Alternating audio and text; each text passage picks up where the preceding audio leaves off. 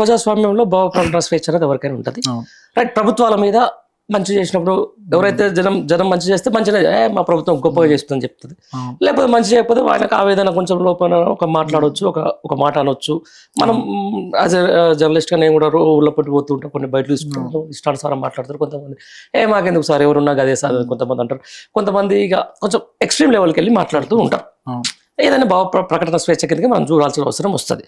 But నమ్మి ఓటేసినప్పుడు ఎవరైతే ఆ నాయకుడు ఆయన ఏదైతే ఆయన ఇచ్చిన హామీలు నెరవేర్చినప్పుడు ఒక మాట నిజంగానే అంటే ఒక కార్యకర్తగా, ఎందుకంటే ఆ పదవి ఇచ్చింది ఆ వ్యక్తి, ఆ పదవి ఇచ్చిన వ్యక్తి ఒక మాట అంటే నిజంగా అఫెన్సా తప్ప? కరెక్ట్ క్వశ్చన్ ఇది. అంటే ఇప్పుడు ఇన్ఫర్మేషన్ టెక్నాలజీ యాక్ట్ లో బేసిక్ ప్రిన్సిపల్ ఒకటి ఉంటుంది. So what is the definition of the information technology act లో అంటే మీరు అన్నట్టు భావ ప్రకటన స్వేచ్ఛ రాజ్యాంగం కల్పించినప్పటికీ ఇది కొత్తగా అంటే అమెండ్ అయినటువంటి ఇన్ఫర్మేషన్ టెక్నాలజీ యాక్ట్ లో ప్రజా ప్రయోజనాల దృష్ట్యా ప్రజలకు నష్టం వాటిల్లుతున్నప్పుడు, పేదలకు నష్టం వాటిల్లుతున్నప్పుడు, పబ్లిక్ ఇంట్రెస్ట్ దృష్ట్యా ప్రశ్నించే ప్రశ్నలో వాస్తవం ఉన్నప్పుడు దాని మీద కేసులు పెట్టడానికి లేదు, ప్రభుత్వం ఆ గొంతును అణచడానికి లేదు అన్నది క్లియర్ గా ఇన్ఫర్మేషన్ టెక్నాలజీ యాక్ట్ లో ఉన్న బేసిక్ ప్రిన్సిపల్, బేసిక్ రూల్ అది. చట్టం కల్పించినటువంటి హక్కు అది. రాజ్యాంగంతో పాటు చట్టం కల్పించినట్టు హక్కు. కాబట్టి ఆ హక్కు జర్నలిస్టులకు ఉంటుంది, కామన్ సిటిజన్ కు ఉంటుంది, ఓటేసిన ప్రతి ఒక్కరికి ప్రశ్నించే హక్కు ఉంటుంది. ప్రశ్నించే హక్కులకు సంబంధించిన కూడా కేసులు అవుతున్నాయి కదా, ఎందుకు అంటే అదే మీకు చెప్పేది ఏంటంటే ప్రెజెంట్ ఉన్న పరిస్థితులలో ప్రభుత్వము కంప్లైంట్ ఇచ్చింది ఒకటైతే కేసులు సెక్షన్స్ పెట్టేది ఒకటి అవుతుంది. నిజంగా ఇన్వెస్టిగేషన్ అనేది ప్రాపర్ గా లేదండి. దాన్ని ఛాలెంజ్ చేయాల్సింది ఎవరి మీద అయితే తప్పుడు కేసులు పెట్టారు. ఇప్పుడు మేము చేస్తున్నది అదే. ఫాల్స్ కేసెస్ పెడితే ఎగనెస్ట్ పోలీస్ డిపార్ట్మెంట్ మీద కూడా కేసు వేయొచ్చు, ఎగనెస్ట్ ఇన్వెస్టిగేషన్ ఆఫీసర్ మీద కేసు వేయొచ్చు, దాన్ని క్వాజ్ చేయమని కోర్టులో కూడా పిటిషన్ ఫైల్ చేయొచ్చు. అదే ఇన్వెస్టిగేషన్ ఆఫీసర్కి నేను పెట్టిన దాంట్లో వాస్తవం ఉంటే వాస్తవం, నేను మీరు పెట్టిన కేసులో ఫాల్స్ అలిగేషన్స్ ఉన్నవి, నేను ముద్దాయిని కాదు అని చెప్పి డాక్యుమెంట్స్ ప్రూఫ్స్ ఇన్వెస్టిగేషన్ ఆఫీసర్కి పంపించవచ్చు. ఆయన క్లోజ్ చేయకుండా అరెస్ట్ చేసిన సందర్భంలో కూడా మనం క్వాష్ ప్రొసీడింగ్కి వెళ్ళొచ్చు, అడ్వకేట్ ద్వారా బెయిల్ తీసుకోవచ్చు.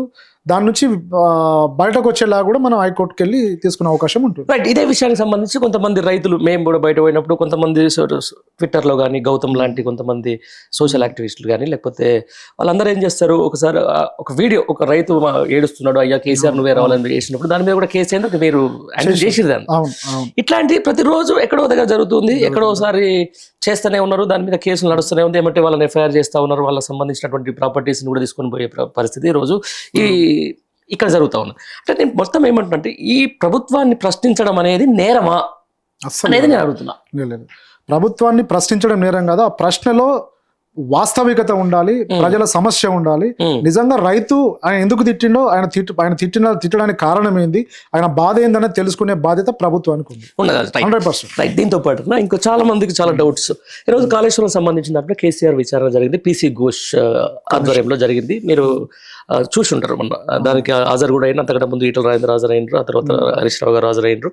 ఇదంతా నేపథ్యంలో ఒకసారి చూసిన తర్వాత కొన్ని వాళ్ళు అడిగిన ప్రశ్నలు ఈరోజు కొన్ని ప్రధానమైనటువంటి ఎలక్ట్రానిక్ మీడియా ఛానల్ అయితేనేంది, పత్రికలు అయితేనేంది, కొన్ని డ్రైవ్లు నడుపుతా ఉన్నారు. అంటే 18 క్వశ్చన్లు పీసీ ఘోష్ అడిగిన క్వశ్చన్లకు కంగు తిన్న ప్రతిపక్ష నాయకుడు అని చెప్పేసో, లేకపోతే అస్వస్థతకు గురైన అని చెప్పేసో, లేకపోతే సమాధానం ఇవ్వలేదని చెప్పేసో, ఉక్కిరిబిక్కిరైన అని చెప్పేసో కూడా కొంతమంది ఈరోజు ఎలక్ట్రానిక్ మీడియాలో కూడా కొంతమంది వార్తా కథనాలు పెద్ద పెద్ద జర్నలిస్టులు అని చెప్పుకునేటప్పుడు కూడా చెప్పుకున్న పరిస్థితి ఉంది.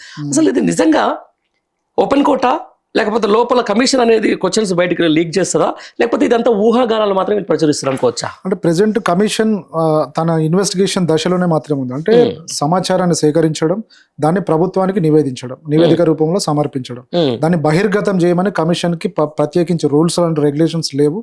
కమిషన్ ఏర్పాటు చేయడానికి కారణం ఆ కొంగుబాటుకు సంబంధించిన ఏదైతే పిల్లర్కు సంబంధించిన ఇష్యూ, దాంట్లో ఫైనాన్షియల్ ఫ్రాడ్ జరిగిందా లేదంటే కావాలని చేసిరా, ఎట్లా కుంగింది ఏంది, ఆ ఇన్ఫర్మేషన్ తీసుకొని మాత్రమే గవర్నమెంట్కి రిపోర్ట్ ఇవ్వాలి. తర్వాత గవర్నమెంట్ దాన్ని ఏం చేస్తే ఇంట్రెస్ట్ ఆఫ్ ది గవర్నమెంట్.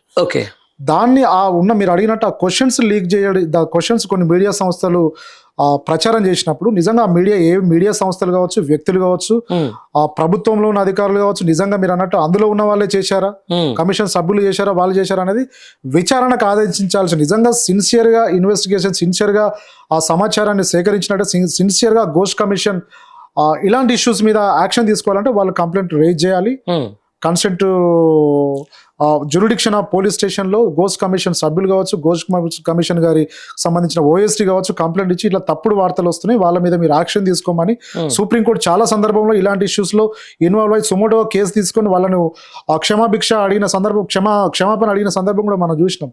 ఈ రోజు మనం చూస్తున్నాం, నేను కూడా చాలా న్యూస్ ఛానల్లో చూశాను, ఉక్కిరి బిక్కిరి అయిన అసలు కేసీఆర్ ఉక్కిరి బిక్కిరి ఎందుకు అవుతాడు, తప్పు ఎందుకు చేసిండు ఆయన, తప్పు ఆయన గొప్ప వ్యక్తి, ఆయన నిజంగా తప్పు చేయని వ్యక్తి ఉక్కిరి బిక్కిరి ఎట్లా అవుతాడు అంటే తప్పుడు వార్తలు ప్రకటించడం కూడా ఒక కమిషన్, అది జ్యుడిషియల్ కమిషన్. అది అలాంటి వార్తలు ప్రచురించే సంస్థల మీద లీగల్ యాక్షన్ తీసుకోమని వాళ్ళు కంప్లైంట్ రేజ్ చేసే అవకాశం ఉంది.